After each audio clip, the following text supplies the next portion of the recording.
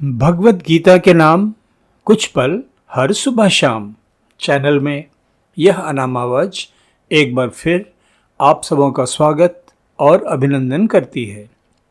साथियों, आज आप सबों के बीच प्रस्तुत है भगवत गीता द्वितीय अध्याय का 58वां श्लोक।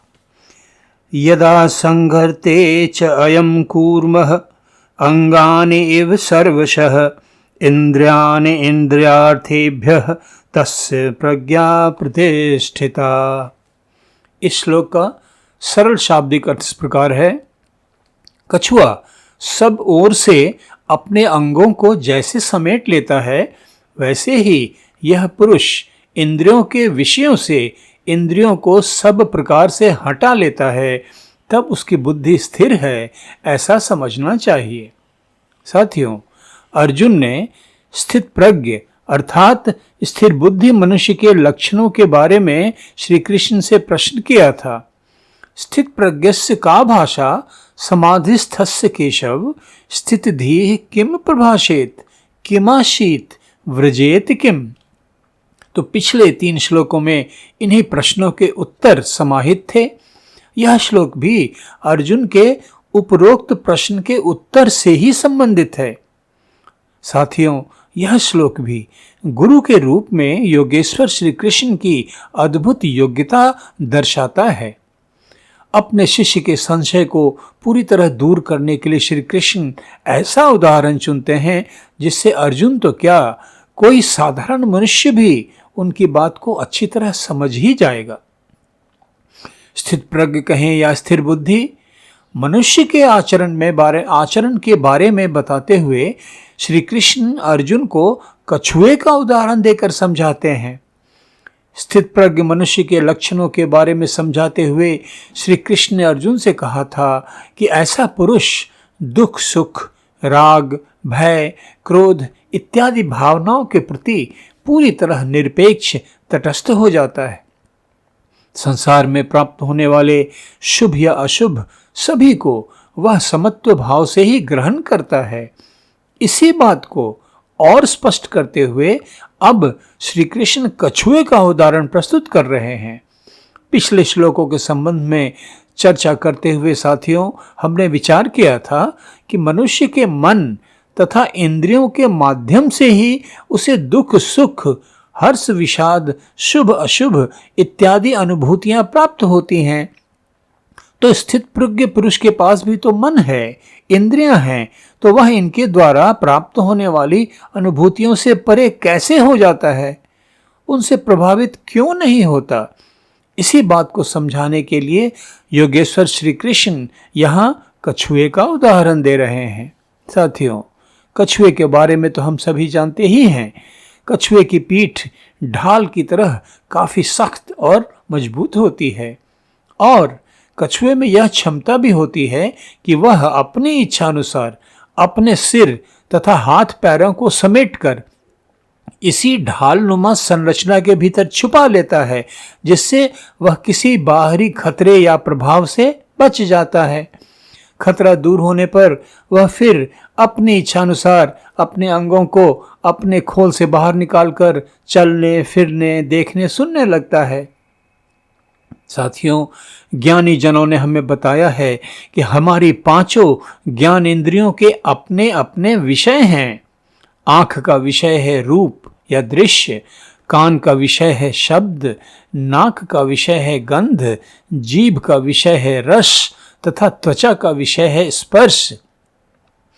इन्हीं ज्ञान इंद्रियों के माध्यम से मनुष्य को संसार की अनुभूतियां प्राप्त होती हैं। तो श्री कृष्ण जब कछुए का उदाहरण देकर समझाते हैं कि जिस प्रकार कछुआ अपने अंगों को सब ओर से समेट लेता है, उसी प्रकार स्थित प्रज्ञ मनुष्य इंद्रियों के विषयों से इंद्रियों को समेट लेता है।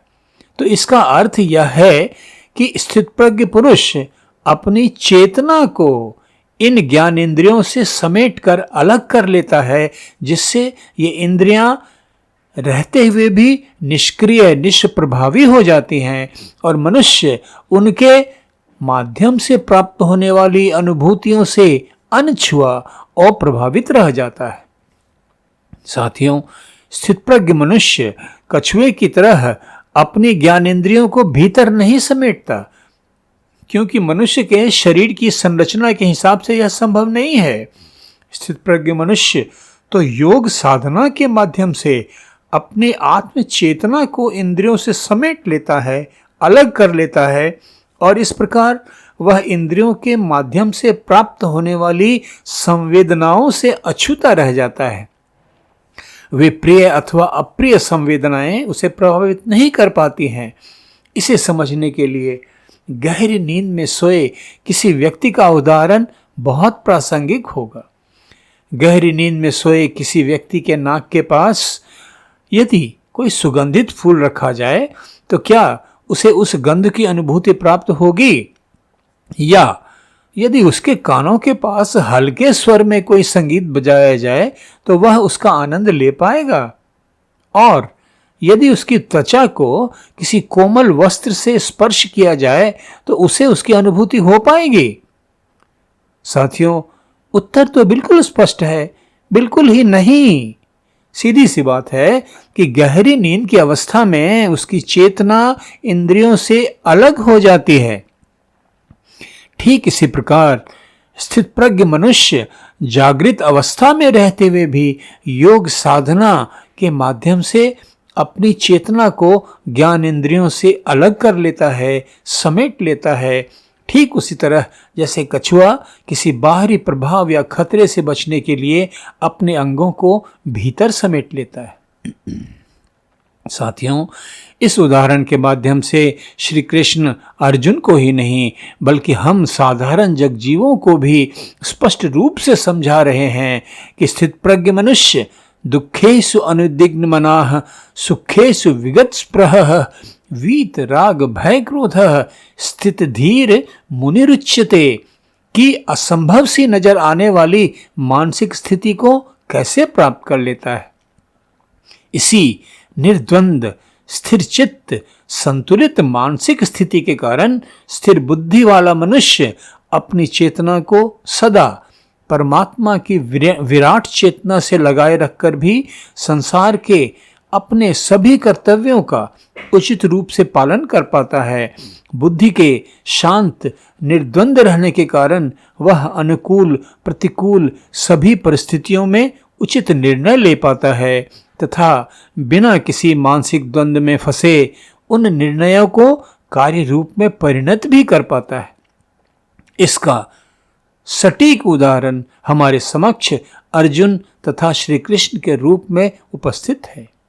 तो साथियों, यह समझ लेने के बाद कि स्थितप्रज्ञ या स्थिर बुद्धि बनने की प्रक्रिया क्या है, क्यों ना हम सब भी इस दिशा में प्रयास तथा अभ्यास आरंभ करें।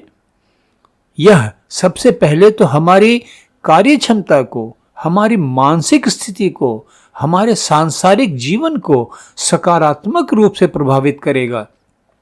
द्वंद्वों से मुक्त हो जाने की स्थिति में हमारा जीवन कितना आसान और सुखद हो जाएगा, इसकी तो कल्पना भी आनंददायक है। तो इसकी उपलब्धि होने के बाद जो आनंद मिलेगा उसकी बात ही क्या है। क्यों ना हम सब प्रयास करें, अभ्यास करें, इस दिव्य विमल अमर ज्ञान को जीवन में उतारकर आत्मोत्थान की नई ऊंचाइयां हासिल करें, जीवन को सरल बनाएं, सुखमय बनाएं। तो आज का एपिसोड अब यहीं समाप्त करते हैं।